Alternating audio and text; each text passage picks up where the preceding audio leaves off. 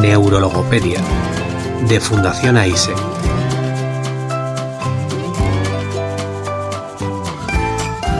Con Jaime Paniagua.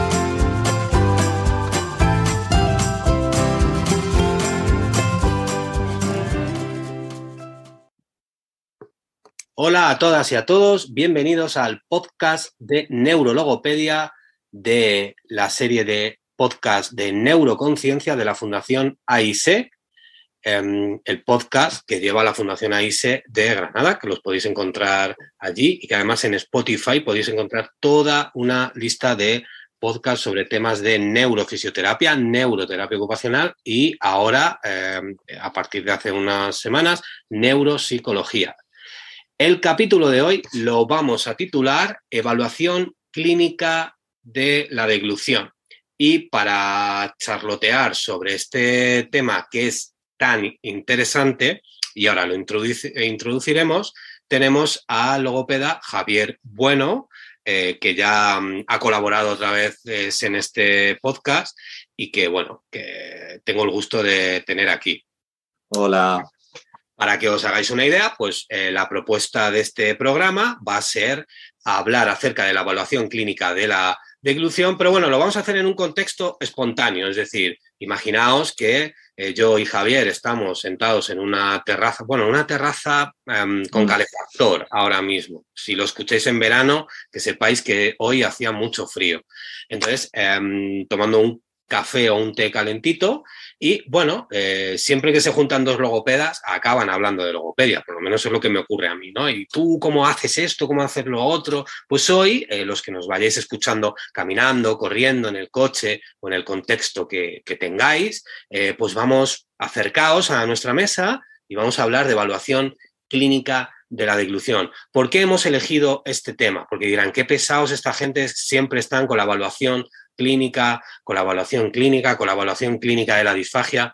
La evaluación, bajo mi punto de vista, es el principal punto de nuestra intervención. Es decir, si hacemos una mala evaluación o no evaluamos al paciente, no vamos a saber tratarlo porque no vamos a saber qué hay que tratar. Por lo tanto, un paciente correctamente evaluado va a ser correctamente tratado porque sabemos qué le ocurre. Es más, la evaluación muchas veces lo podríamos considerar un tratamiento, porque dentro de la evaluación muchas veces van a surgir momentos que van a permitir solucionar problemas. Entonces, la evaluación clínica es un punto muy importante en nuestra profesión.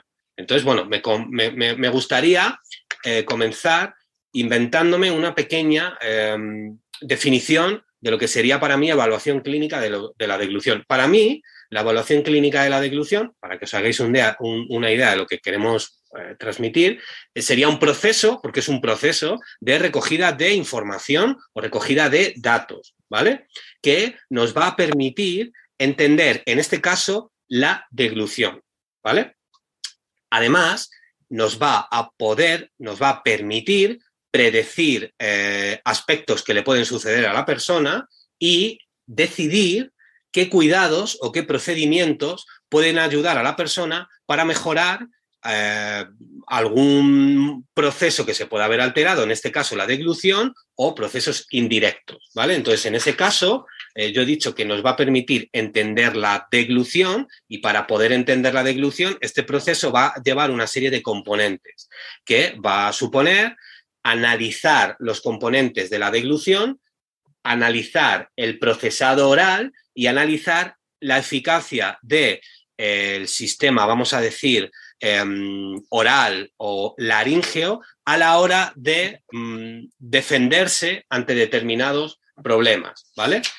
El poder predecir esas conductas que pueden suceder cuando yo estoy analizando a la persona con disfagia, también dentro de esta evaluación clínica, esa predicción pasa por saber si el paciente está aspirando, no está aspirando, está ocurriendo algo y con qué alimentos está ocurriendo eso. Entonces, para mí, todo esto que os he detallado me supone, cuando yo me siento delante de un paciente, qué es lo que busco, ¿vale? Entonces, bueno, esa es un poco mi introducción.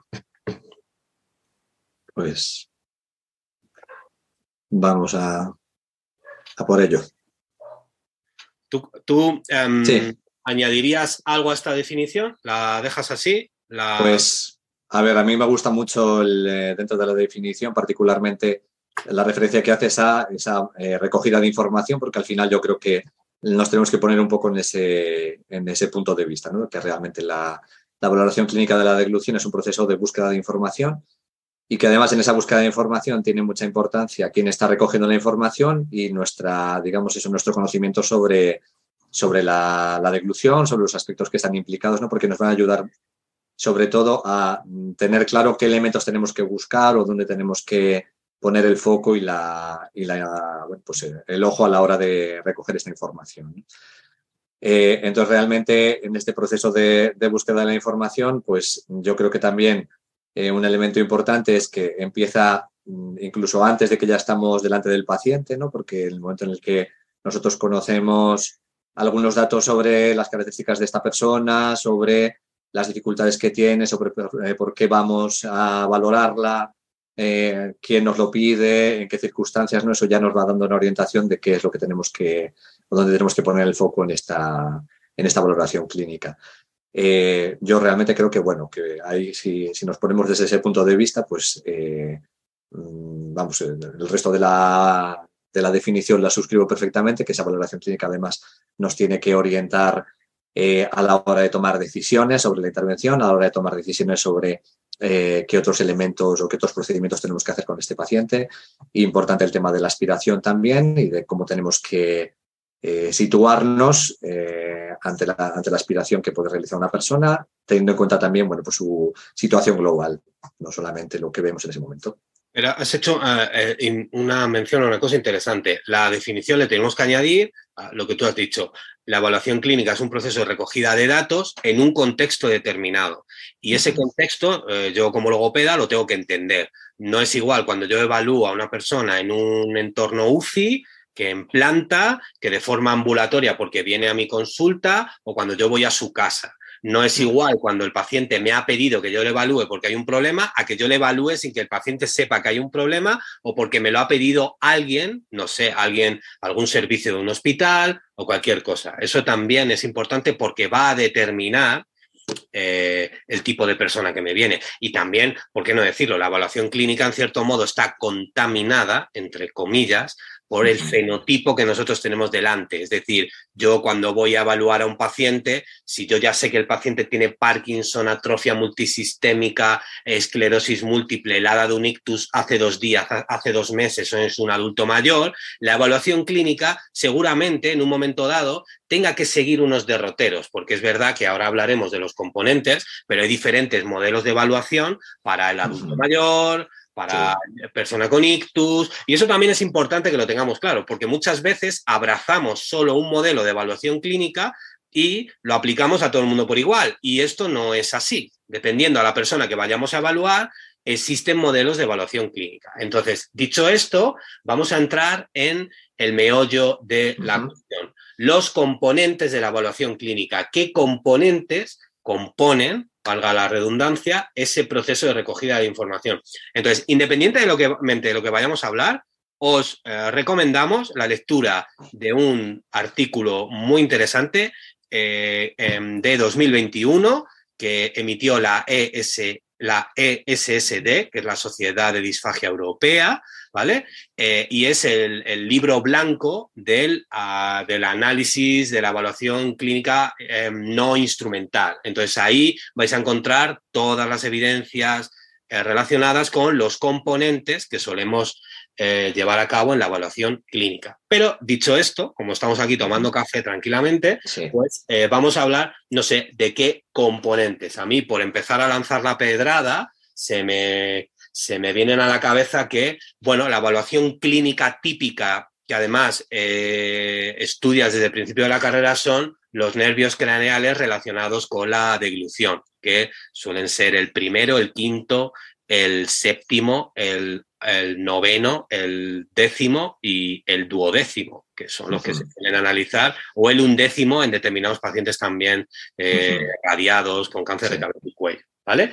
También yo creo que existen otros componentes específicos como es la biomecánica de la deglución y del procesado oral. Entonces, con esto tenemos una serie de componentes con los que nos podemos hacer una idea de cómo funciona ese sistema oral, faríngeo, laríngeo, ante determinadas tareas que en principio no implican un uso de alimento, ¿no? Es decir, veo cómo el paciente mueve la lengua, veo su lengua así en reposo, veo cómo mueve la musculatura del velo del paladar, incluso puedo ver un poco cómo mueve esa faringe si contrae ante determinadas tareas, observo su ascenso laríngeo cuando le pido que trague, observo qué hace el paciente cuando le pido que trague, a lo mejor le digo que traga y no hace nada, o veo cómo su laringe se mueve y en qué tiempo.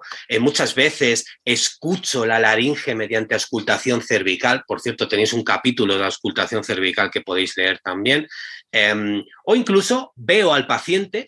Yo muchas veces digo, pues es que una buena evaluación es cuando viene el paciente y lo ves, qué manejo está haciendo de sus secreciones, cómo es su voz. Es decir, ahí tenemos una serie de componentes, ¿no? Yo me fijo, por decir, yo veo cómo viene el paciente, muchas veces su voz me da pistas también que me cuenta, si me puede contar el paciente o me lo cuenta otra persona acerca de, bueno, ¿qué le ocurre? ¿Qué le pasa? No, yo he venido porque alguien me ha dicho que venga o yo vengo porque tengo este problema. Entonces, me fijo en su voz, el manejo de secreciones y, por supuesto, para mí dos aspectos muy importantes de la evaluación clínica sería la capacidad del paciente para toser, bien desde el punto de vista de si yo le pido que tosa o bien si le pido una tarea y le pido al paciente incluso que intente no toser para ver qué ocurre si tose de forma refleja, es decir, esos diferentes tipos de tos y el tipo de tos que emite, y a mí me da mucha información el ascenso de la laringe, la típica prueba que le llaman la prueba de los 4 dedos, ¿no? Que colocamos 4 dedos en suelo de la boca, hioides, escotadura tiroidea y cricoides, y evaluamos el ascenso de la laringe, sobre todo también un poco en el tiempo. Tradicionalmente también el reflejo de náusea ha sido objeto de muchos estudios de si tiene evidencia para la aspiración, no la tiene. Aún así, para mí me parece que es una tarea que da muchísima información, porque independientemente de si me está dando información de si esa persona aspira o no aspira, me da mucha información de su contracción faríngea, constricción faríngea, que es vital y es igual de fundamental que el ascenso laríngeo. ¿Tú en qué te fijas? Bueno, pues también como hablábamos eso de que un poco depende del contexto, ¿no? y del perfil de paciente. Igual en los pacientes que yo valoro normalmente, también uno de los elementos que tengo bastante en cuenta es el estado a nivel de alerta y el estado a nivel cognitivo, ¿no? Porque eso es un primer punto que ya me va a dar una primera pista importante de por dónde vamos a encaminar esa valoración clínica, ¿no? El grado de colaboración que puede prestar el paciente, la capacidad para mantenerse alerta durante la tarea, de mantenerse constante en esa tarea, todo eso me va a dar bastante información, ¿no? Luego también, un poco en esa parte coincido contigo en que el relato que hace el propio paciente o bien las personas de su entorno de la dificultad que tienen, a mí me orienta bastante para saber un poco hacia dónde tengo que ir llevando esa valoración clínica, me va a dar ya una idea general de por dónde nos estamos moviendo. Otros elementos, evidentemente la valoración de pares craneales, la valoración de estructuras, yo creo que eso es algo que siempre da una información muy interesante y que además si se hace de una manera cuidadosa nos va a dar también una información de mucho valor de cara al trabajo que vamos a hacer posterior con ese paciente. Y otro elemento que quizás así, yo creo que también es importante que, aparte de la tos propiamente, también un poco, para mí en general, la función respiratoria, ¿no? Cómo está ese paciente a nivel respiratorio, si vemos que es un paciente que ya de entrada lo vemos con una disnea a mínimos esfuerzos, o es un paciente que vemos que incluso hace una taquipnea inmediatamente después de hacer cualquier tarea, si es capaz de hacer una apnea, todo ese tipo de valoración un poquito a nivel respiratorio para mí también es interesante. Yo creo que sí que nos da una información luego válida de cara a tenerla en cuenta tanto para el resto de la valoración como para después intervenir con ese paciente. Añado, aunque no forma parte de la evaluación porque no nos compete a nosotros, que yo siempre atiendo, e insisto, esto no pertenece a la evaluación clínica, también de forma indirecta a la farmacología que está tomando el paciente. Insisto, esto no nos compete a nosotros. Yo no le voy a decir al paciente, no tome este fármaco o tome este fármaco. No, pero me interesa mucho con determinados pacientes. Por ejemplo, esto ocurre mucho con pacientes post-ictus que han vuelto a casa y que vuelven todavía con demasiados hipotensores. Te encuentras con un perfil de paciente que se duerme mucho, que está muy adormecido y tú te estás haciendo una idea inapropiada de cómo es su estado atencional. Te pones a preguntar por su farmacología y tiene una barbaridad de hipotensores. Dices, bueno, esto, bueno, ves, te interesas un poco si tienes revisión con su neurólogo, si en el centro en el que estás puedes comentarlo con algún compañero que maneje la farmacología. Y muchas veces un pequeño cambio de fármaco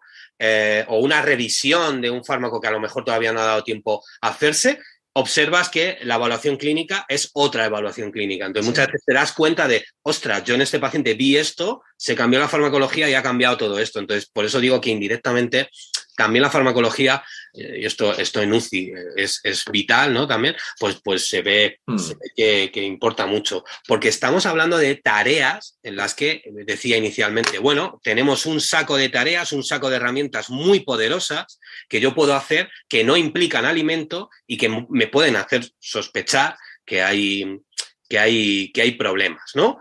Pero hay otro tipo de tareas que inevitablemente tenemos que hacer que implican alimento. Es decir, yo también para hacer una evaluación clínica del paciente tengo que ver cómo hace aquello que yo quiero evaluar. Es decir, no puedo evaluar a un paciente cómo camina teniéndole sentado. Seguramente, hablando y haciéndole preguntas, va a haber unos signos que me van a hacerme la idea de qué problemas puede tener a la hora de caminar, pero si no le veo caminar, pues no lo voy a saber, ¿no? Pues con la deglución es un poco lo mismo. Entonces, es habitual que utilicemos, bueno, aquí también sí que va a ser fundamental el contexto, porque no es igual un paciente que está hospitalizado que todavía no ha comido nada, ¿vale? A un paciente que ya te viene con una serie de alimentos. Es que incluso hay pruebas que no tenemos por qué volver a pasar al paciente. Es decir, pacientes que yo voy a evaluar por primera vez para ver si tienen un riesgo.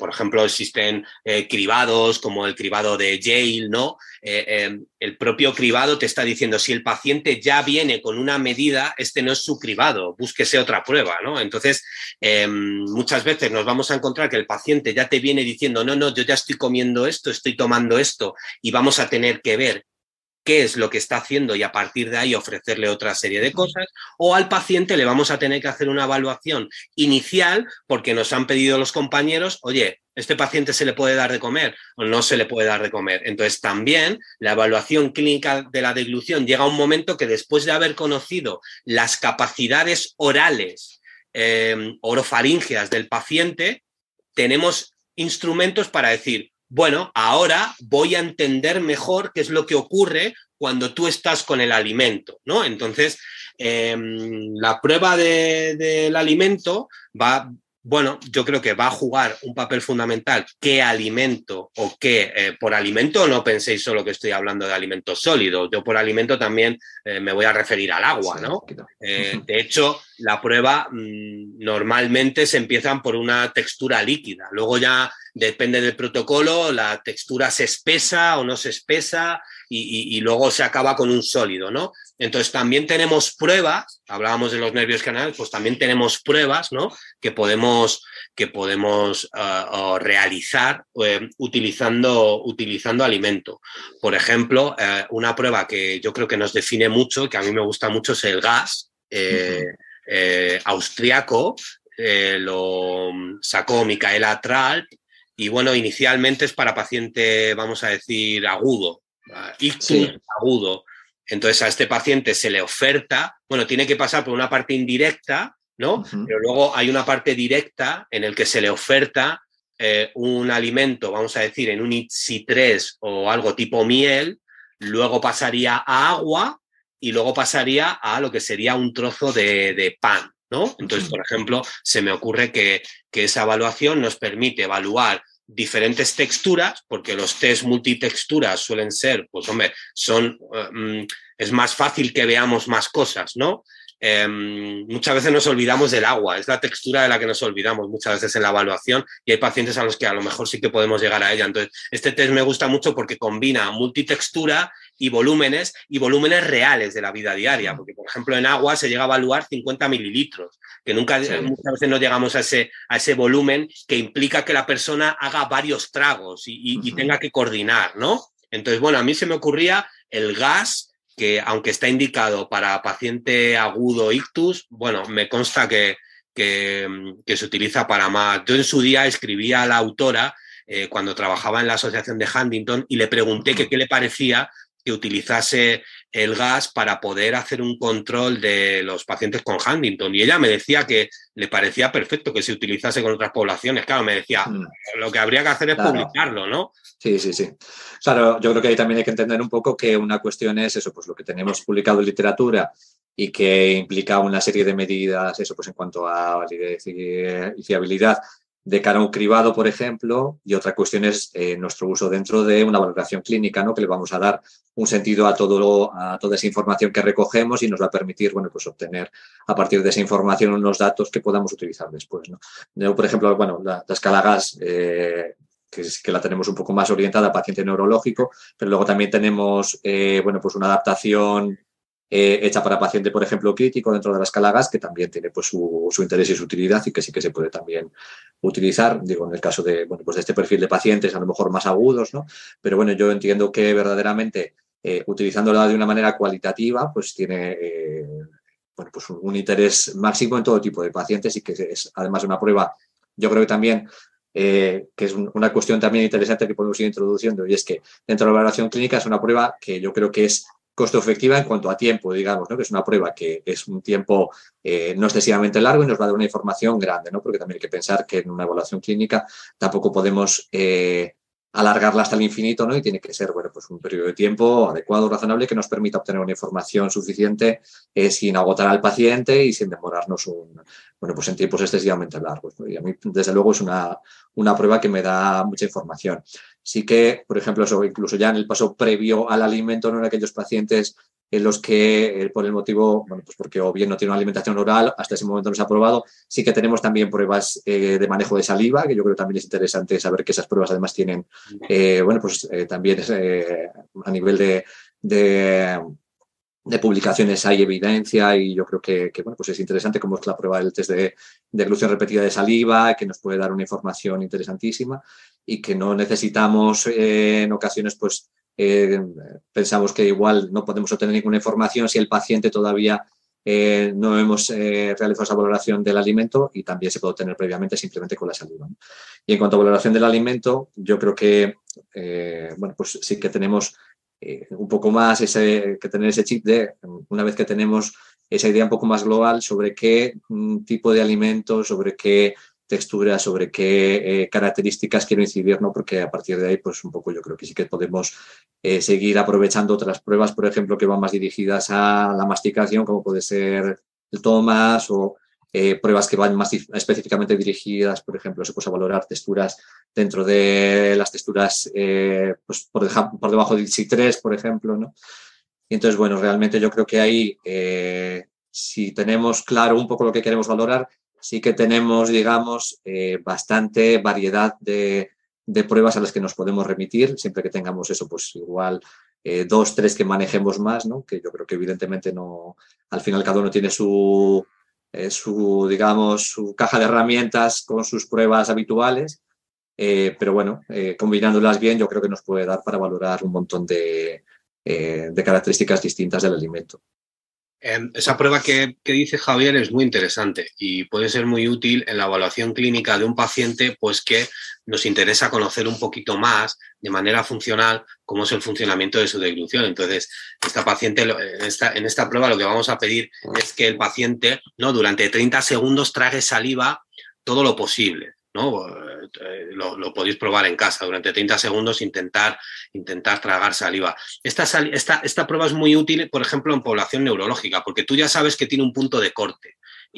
Bueno, a ver, no somos robots, ¿no? También cuando una persona no llega a un punto de corte no quiere decir que haya un problema, pero bueno, algo ha pasado, habrá que ver por qué, ¿no? Porque esto también tenéis que ver si el paciente tiene saliva. Bueno, a lo mejor dices, es que no soy capaz de tragar, ¿no? Bueno, a lo mejor el paciente es que tiene un problema horroroso con el tema de la saliva, ¿no? Pero tiene un punto de corte en población neurológica que creo recordar que era de 3 degluciones. Pacientes que no conseguían 3 degluciones, pues esos pacientes correlacionaban más con que luego tenían problemas de deglución. ¿Qué quiere decir?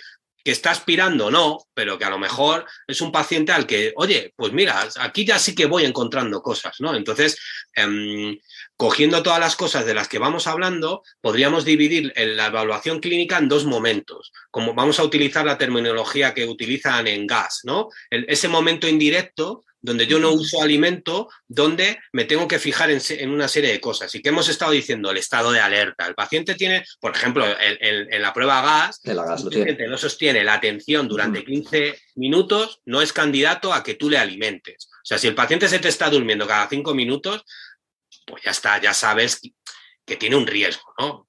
¿Hay que parar la prueba? No, observa otras cosas, hazle un seguimiento, pero hay un problema, ¿no? El estado de alerta, los nervios craneales, su capacidad para toser, su función respiratoria, el ascenso laríngeo, son tareas indirectas, la contracción faríngea, que nos están diciendo en cómo funciona esa oralidad. Pero muchas veces te encuentras con pacientes muy apráxicos que no son capaces de hacer esas tareas y te llevas una idea inapropiada porque en el momento que el alimento entra en la boca, el cerebro sí que es capaz de saber, es decir, hay gente que no es capaz de mover la lengua, no es capaz de toser porque tú se lo digas, pero en el momento de la verdad sí que pueden hacerlo. Entonces, la evaluación clínica se beneficia de un momento directo de evaluación. Entonces, ese momento directo tenemos diferentes pruebas con diferentes texturas. La textura miel, o densidad miel, perdón, la densidad miel es muy habitual utilizarse con determinados pacientes, pues con los que tienes dudas para empezar a ver cómo manejan la deglución. Por ejemplo, también yo me acuerdo de una prueba que yo utilizo mucho con esclerosis múltiple, que es el CADN, que es una prueba específica multitextura validada con población neurodegenerativa. Entonces, esta prueba tiene una parte indirecta que es como una anamnesis, que puedes obtener una puntuación que se relaciona con el riesgo de aspiración. Y luego tiene una segunda parte que tienes texturas, es decir, primero le das con una cucharilla de agua, luego al paciente se le ofrecen 50 mililitros de agua, luego se le ofrece 4 cucharadas de puré o yogur y luego una galleta seca o, bueno, muchas veces utilizamos una galleta cracker. Y tú de ahí haces un análisis cualitativo que te permite llegar a una puntuación. ¿Por qué esta prueba es diferente a una prueba que hemos dicho en ictus? Porque no es lo mismo una persona que le acaba de dar un ictus que un paciente neurodegenerativo que empieza a tener problemas. Entonces, como veis, muchas veces la prueba multitextura va a ser parecida, pero el gradiente de volumen puede ser diferente, porque no es lo mismo un paciente con el que tengo que ir viendo poco a poco cómo traga, ¿vale? A un paciente que tengo que hacerme una idea de cómo está su deglución, porque está empeorando. Por eso es tan importante que utilicemos pruebas que estén relacionadas con el fenotipo que estamos evaluando. Entonces, bueno, yo creo que podríamos dividirla en momento directo e indirecto, ¿no? Así se me ocurre. Sí, perfecto. Yo creo que ahí recoge bastante bien, ¿no? Que además ese momento indirecto ya nos va a orientar sobre qué tipo de valoración, qué tipo de prueba o qué tipo de alimentos utilizar en el momento directo. Nos va a permitir un poco organizar esa segunda parte, ¿no? Una vez que tienes ya claro o un poco más claro cómo es las características a nivel de pares craneales, a nivel de todos, a nivel respiratorio, ya te va a dar una orientación, incluso teniendo también ese diagnóstico, esa pequeña anamnesis y esa descripción que hacen los propios pacientes o su entorno de la situación, ¿no? Y ya nos va a ayudar a orientar. Sobre todo, bueno, pues un poco también eso, vuelvo a decir lo mismo, yo también quizás por el ámbito en el que trabajo, que también hay que pensar a veces en valoraciones que se ajusten a periodos de tiempo muy concretos, ¿no? Y nos va a permitir afinar muy bien para no tener que en todos los pacientes realizar a veces, bueno, pues un barrido completo de todas las diferentes texturas, alimentos, sino ir ya un poco pues orientando a la valoración a aquello que verdaderamente nos interesa. Y que no es lo mismo un cribado que una evaluación. Tenemos que distinguir cuando una prueba ha sido diseñada para un cribado. Y a lo mejor esta prueba es que el paciente se beba lo más rápido posible un vaso de agua para ver qué ocurre. Es que esa prueba a lo mejor es un cribado. Otra cosa es que a ti, con tus ojos de logopeda, seas capaz de sacar mucha información de un cribado, pero los cribados son cribados. Un cribado permite seleccionar. Si la persona da un fallo dentro de un cribado, hay que indagar más. No me puedo basar en el cribado para cambiar toda su alimentación, porque este proceso de evaluación clínica tiene en cuenta todas las herramientas, porque cambiar la alimentación de una persona tiene muchas consecuencias. Y yo ahora me gustaría romper una lanza por el fenotipo de adulto mayor. ¿Qué pasa con los adultos mayores cuando de pronto tienen un problema, les hacemos una evaluación fuera de su contexto y le cambiamos toda la alimentación? Que muchas veces se deshidratan o se desnutren por cambios de alimentación que se les hacen, que a lo mejor habría que haber tenido en cuenta más variables o más seguimiento. Entonces, cuidado con cambiar de pronto la alimentación de una persona, porque el que tú mandes espesante a alguien o le mandes una dieta puré puede hacer que, es verdad que a lo mejor ya no aspira, pero a lo mejor se deshidrata. Entonces, siempre hay que ver esto todo en conjunto. A mí me gusta mucho hablar siempre de evidencia, porque estas tareas que estábamos hablando ahora mismo tienen evidencia científica muchas veces y están estudiadas, están relacionadas. Entonces, el tercer punto de esta conversación es sobre: ¿tiene evidencia estas tareas que estamos haciendo? Pues sí. De hecho, están los artículos o los estudios de Daniels, los signos de Daniels, de 1999. Hay un artículo muy interesante de Mikola de 2000. Todos estos artículos analizan las tareas aisladas de la evaluación clínica de la deglución y nos dicen qué sensibilidad y qué especificidad tiene esto luego para detectar disfagia y o aspiración, porque muchas veces porque tampoco es lo mismo que una persona esté en riesgo de disfagia y no siempre tiene por qué aspirar. Es decir, nos tenemos que fijar muchas veces en que esa prueba, esa tarea, qué es lo que estaba buscando, porque muchas veces a lo mejor resulta que lo que estaban buscando es saber si la persona tiene disfagia o no, pero no siempre detectar la aspiración, porque esto se tiene que correlacionar con una prueba instrumental. Entonces, yo normalmente las tareas que más evidencia suelen tener son los cambios en la voz o cambios en la cualidad de la voz. Eso es algo que tradicionalmente aparece con mayores niveles de evidencia. Personas que tienen un manejo inapropiado de sus secreciones y, por supuesto, personas que han dejado de toser, que tienen dificultades para toser o que tosen peor, ¿vale? Son como 3 signos. También personas con un ascenso laríngeo reducido, ¿vale? Son 4 tareas que en los estudios me suelo encontrar que estadísticamente, cuando surgen alguna de esas tareas o varias, la persona luego te encuentras que si sigues explorando tiene problemas. No sé si tú tienes ahí alguna también. Sí, a ver, en principio yo creo que más o menos, quizás sean las más conocidas, habituales y las que podemos manejar más y tener en la cabeza. Sí que ya poniéndonos también un poco a nivel respiratorio, sí que hay, por ejemplo, correlación entre, por ejemplo, descoordinación entre deglución y respiración o deglución seguido de inspiración y presencia de aspiración. Eso también nos puede orientar en ocasiones para saber y nos puede dar una pista en determinado tipo de pacientes. Luego, yo creo que quizás de todas las tareas la que es un poco más difícil de cuantificar es el tema del ascenso laríngeo, que aunque nos puede dar una idea, pero sí que muchas veces nos puede dificultar el saber, sobre todo cuando podemos identificar más fácilmente en aquellos pacientes donde la falta de ascenso laríngeo es muy evidente, pero hay otras personas donde igual no lo podemos cuantificar tan fácilmente, ¿no? Entonces, realmente yo, aparte de lo que comentas un poquito sobre tos, de capacidad de la presencia de manejo, de capacidad de manejar las propias secreciones, el tema del ascenso laríngeo, el cambio de voz, sí que añadiría un poco la parte esta de coordinación, deglución, respiración.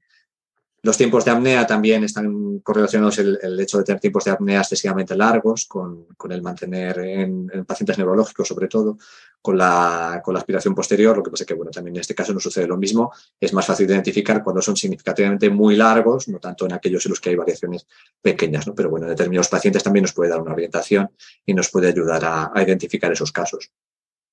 Y como decías, la capacidad para tragar saliva, ¿no? Sí, Que aquí sí, entraría también estos claro. test que no implican alimento y que ya nos dan bastante información. Pues llegados a este punto, me meto en otro apartado que es súper interesante y del que yo creo que el logopeda tiene un papel fundamental, ¿vale? Que es la aspiración. O sea, es cierto que el objetivo de la evaluación clínica no es solo detectar si el paciente aspira o no aspira, sino es saber qué le pasa, ¿no? Pero cuando nosotros estamos evaluando a una persona, tú obtienes información que es cierto que no tenemos rayos X, ¿vale? Nunca, es muy difícil. A ver, hay veces que tú dices, estoy seguro que está aspirando y luego haces una evaluación instrumental y es verdad que, vamos, muy pocas veces te equivocas, ¿no? En determinados casos, ¿no? Pero es verdad que es muy difícil al 100% decir, esta persona está aspirando porque ha hecho mal esta tarea. Pero es verdad que nuestra evaluación clínica nos lleva a saber si el paciente puede estar aspirando o no puede estar aspirando. Entonces yo, aprovechando esto, me gustaría pues debatir un poco, hablar, sacar el tema sobre, bueno, nosotros podemos descubrir que el paciente está aspirando. La evaluación clínica, pienso que el paciente nos puede decir, oye, aquí hay una sospecha de que usted está aspirando. Pienso que la evaluación clínica también nos sirve para dar soluciones a, bueno, se sabe que el paciente con disfagia que está aspirando, pues le podemos, el examen clínico nos va a permitir, a lo mejor, si hay que tomar una determinación, por ejemplo, se me ocurren los protocolos tipo Frazier, donde pacientes que están aspirando se les permite beber agua y en un nivel muy bajo hacen neumonías porque han pasado por una evaluación y se sabe si controlan su deglución, son capaces de toser. Bueno, no sé, yo pienso que la evaluación clínica tiene un papel fundamental en la aspiración para no solo para detectarla, perdón, no, para tener sospechas de que está ahí, sino para tener herramientas luego para que nosotros, dentro de nuestro equipo, podamos decir, bueno, este paciente está aspirando, pero oye, tose, pero hace esto, pero hace lo otro. Entonces, no sé, dentro de la evaluación clínica, ¿a ti qué te hace sospechar que una persona, o sea, qué te hace sospechar como algo negativo que la persona tiene riesgo de aspirar y qué cosas positivas? Porque a mí siempre me gusta hablar en positivo, ¿no? Por ejemplo, en mi caso, por abrir un poco el huevo, yo utilizo mucho la auscultación cervical y es verdad, vamos, totalmente de acuerdo en esas personas que descoordinan, que tú estás escuchando que surge una deglución sin un patrón adecuado, a veces la deglución surge en inspiración, a veces al final de la expiración, escuchas sonidos raros, también es un paciente que tiene una tos ineficaz, ¿no? Pues dices, bueno, en este paciente tiene mucho riesgo, ¿no? A la hora de... Pero luego hay cosas positivas como puede ser, vale, vamos a analizar qué capacidad tiene este paciente para toser, o qué capacidad tiene para poder defenderse, o qué capacidad tiene para poder hacer una apnea, un cierre, una compensación, ¿no? Hay cosas que tú ya empiezas a descubrir cómo el paciente tiene capacidad para, oye, en un momento dado, poder buscar soluciones si el paciente decide, por ejemplo, seguir bebiendo agua, porque no se nos olvide que el paciente tiene que decidir también muchas veces qué hacer en base a la información que nosotros le damos, ¿no? Sí, yo creo que un elemento importante, así vamos al hilo de todo lo que estás comentando, es que la valoración clínica nos tiene que ayudar a poner ese riesgo de aspiración en un contexto y saber dentro de ese contexto qué soluciones podemos dar, ¿no? Porque verdaderamente la aspiración como hecho aislado no nos dice qué tenemos que hacer, ¿no? No hay una solución automática que decimos un paciente aspira, vamos a tomar esta determinación, ¿no? Sino que tenemos que saber este paciente con estas características, con estas necesidades, a veces a nivel nutricional, a nivel de hidratación, con esta capacidad cognitiva, con este apoyo en el entorno, con este riesgo respiratorio. Una vez que tengo esta sospecha de aspiración, ¿hacia dónde me voy a mover? ¿No? Porque en ocasiones puede primar más, y esto es algo que, por ejemplo, yo en el trabajo diario lo veo con mucha frecuencia, ¿no? Que, por ejemplo, podemos tener más primar el tema de la hidratación sobre la aspiración, siempre que tengamos, bueno, pues una serie de medidas protectoras, ¿no? O podemos considerar que en un determinado paciente bueno, pues existe un riesgo nutricional tan elevado que no nos podemos permitir, por ejemplo, bueno, pues que ese paciente deje de comer o que ese paciente deje de nutrirse de una manera adecuada, ¿no? O tenemos pacientes que, al contrario, pues tenemos, por ejemplo, una buena salud pulmonar, ¿no? Y que sabemos que ese paciente va a ser capaz, pues por lo menos, de realizar una adecuada limpieza de secreciones, ¿no? Entonces, realmente yo creo que esa capacidad para poder poner esa aspiración en contexto es lo que nos va a aportar sobre todo la valoración clínica. A mí uno de los elementos así que digamos, que normalmente me lastra hacia abajo a la hora de tomar decisiones, por ejemplo, uno muy importante es el tema de la higiene oral. Y depende un poco de cómo veas cuando haces esa valoración inicial del paciente y esa valoración de estructuras, cómo es el estado de cuidado de la boca, ¿no? Porque una boca que ya de entrada en una primera valoración vemos que está mal cuidada, con una mala higiene, con una mala limpieza, sabemos que ese paciente pues vamos a tener menos margen, digamos, de maniobra a la hora de manejar esa aspiración, ¿no? Porque es un paciente que rápidamente pues, podemos tener un problema posteriormente si hay una aspiración y ahí se arrastre de colonización bacteriana. O también el estado pulmonar sí que me lastra bastante, ¿no? El hecho de que si es un paciente en el que venimos ya, por ejemplo, de una historia de neumonías previas o no. Y para mí, muy importante es el tema de eso, nutricional y hidratación. Yo creo que eso es algo que a lo largo de los años cada vez para mí ha ido cobrando más importancia, ¿no? Igual en un primer momento siempre yo creo que es una idea que solemos tener así muy habitualmente los logopedas, nos ponemos mucho en el tema de la aspiración, el tema respiratorio, pero yo a medida que he ido cada vez viendo más pacientes con disfagia, creo que el tema nutricional es un tema del que todavía tenemos poca formación y que necesitaríamos formarnos más.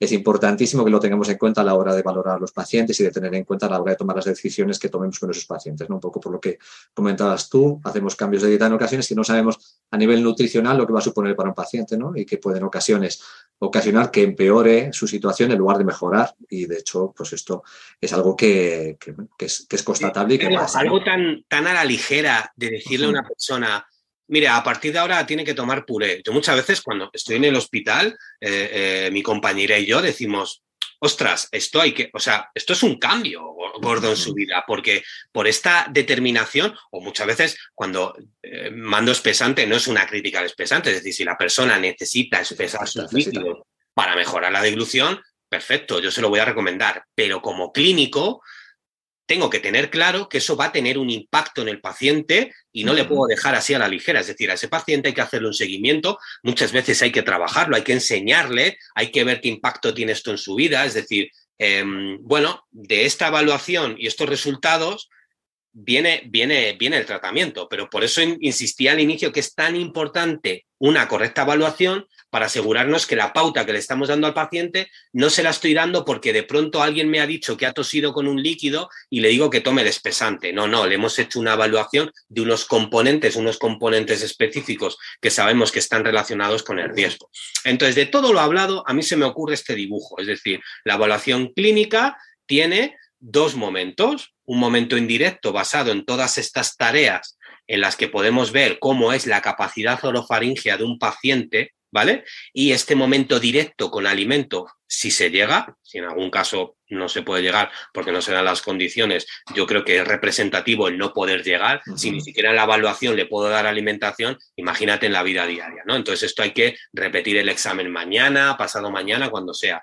Este momento directo e indirecto, que tiene que ser rápido y al grano, no podemos tardar 2 horas en hacer esto, salvo casos específicos porque se haya demorado por lo que sea, o porque hay casos más especiales, me permiten hacer un dibujo. Y ese dibujo es la persona con su alimento en su contexto. Y a mí lo que me permite es poder describir cómo es, o sea, yo creo que todo eso cubre la primera definición que decíamos ahora mismo. Esa recogida de información me permite entender cómo es la deglución de la persona, pero no solo cómo traga, sino cómo se defiende, qué sucede si hay un problema. Entonces, a mí esto me parece fundamental porque es una herramienta que nos permite dar una información a otros compañeros y a familiares de cómo es específicamente la deglución de esa persona. Vuelvo al ejemplo de la marcha. Después de haber hecho todo esto, yo sí sé explicarle a una persona cómo anda.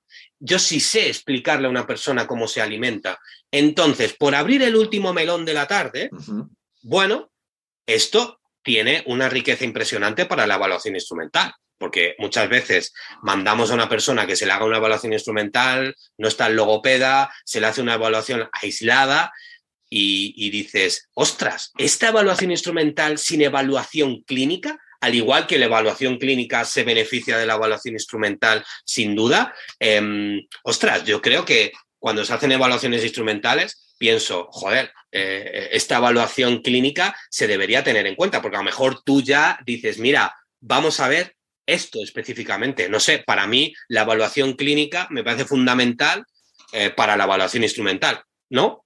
No sé qué opinas tú.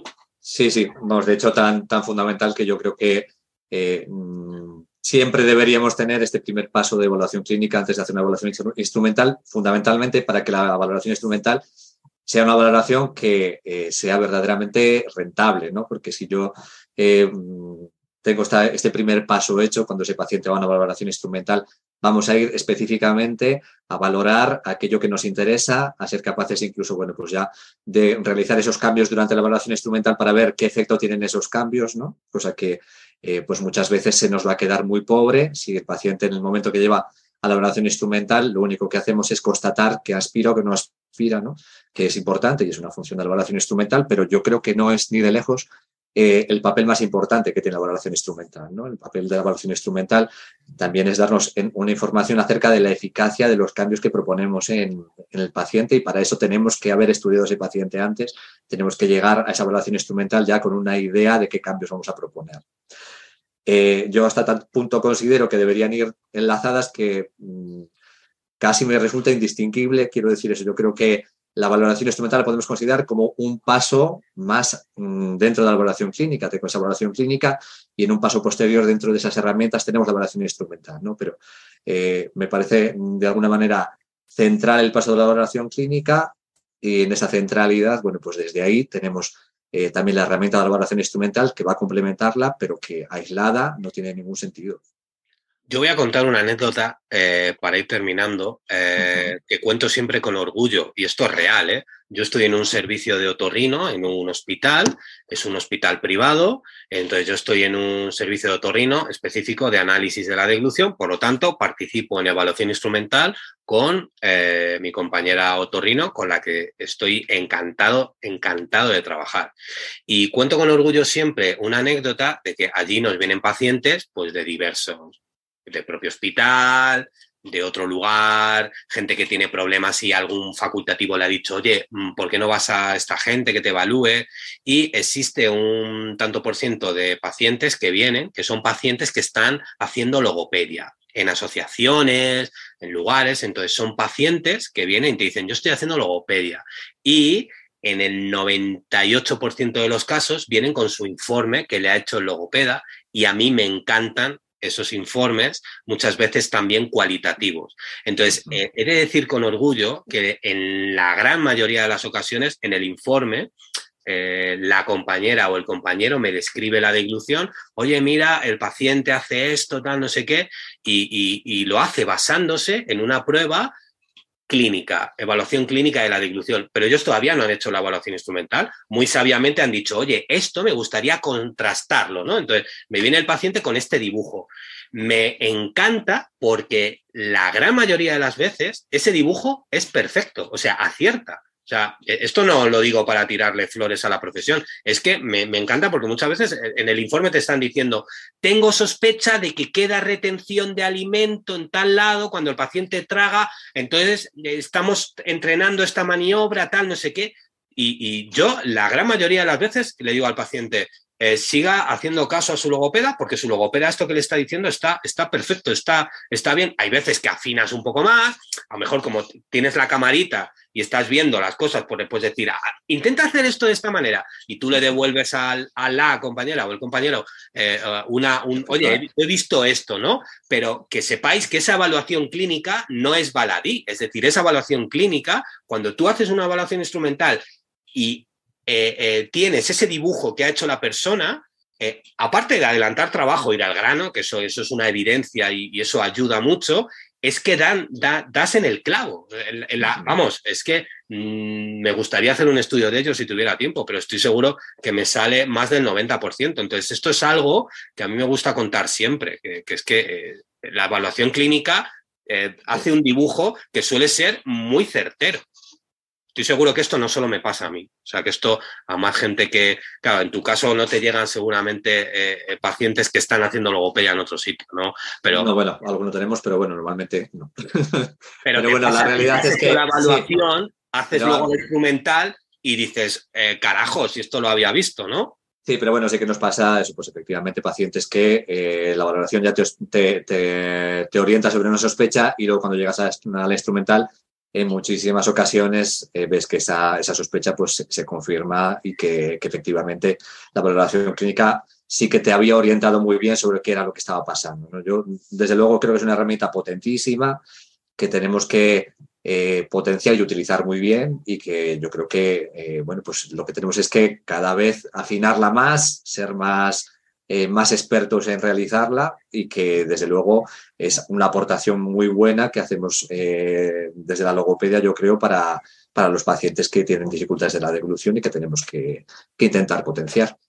Mi conclusión va a ser la siguiente, una doble conclusión. Una, la evaluación clínica tiene un alto poder predictivo para que nos hagamos una idea de cómo es la deglución de la persona. Y una segunda conclusión, que nos lo hagamos valer más y que nos valoremos más, porque tenemos una herramienta que sabemos hacer nosotros y nosotras como logopedas, que puede aportar mucho al equipo. Entonces vamos a valorarnos más porque tenemos mucho que aportar al equipo. Entonces no nos sintamos pequeñitos ni estamos al mismo nivel que otros profesionales, como los profesionales nutricionistas que nos aportan algo que vale oro sobre la nutrición de la persona. Entonces decimos, ostras, qué guay esta información. Pues tú también puedes aportar, ¿vale? Entonces esa es mi conclusión. Yo no sé si tienes alguna conclusión. Bueno, pues un poco ahondando en la misma línea, que realmente yo creo que es una aportación fantástica que podemos hacer a la persona que tiene disfagia, que además, bien orientada, nos va a permitir tomar las decisiones de una manera más razonada, teniendo en cuenta el contexto y el entorno de esa persona y de una manera que tengan después, bueno, pues en cuenta las particularidades de cada uno y permitan después tomar las decisiones que sean, bueno, pues mejores para su vida, ¿no? Porque realmente las dificultades de deglución tienen que estar esa intervención individualizada y la única forma de individualizarla es a través de una valoración clínica adecuada. Pues sin más, no tengo más que agradecer a Javier su tiempo, experiencia y sabiduría en la disfagia, que es mucha y que siempre le lío, siempre que quiero hablar de disfagia, pues tiro de él, pero es que encantado. Es que me parece un apoyo fundamental. Y dar las gracias a los que nos habéis escuchado hasta ahora. Espero que hayáis disfrutado. A mí me parece, yo desde luego sí que he disfrutado aquí soltando ideas al aire sobre la evaluación clínica. Y nada, que os esperamos en posteriores episodios. Espero que este episodio os sirva para pasárselo a otros compañeros para que todos nos empapemos un poco del papel tan importante que tenemos y bueno, que sigamos grabando más episodios sobre estos temas tan interesantes. Así que nada, muchas gracias, Javier. Nada, encantado de estar aquí. Un saludo.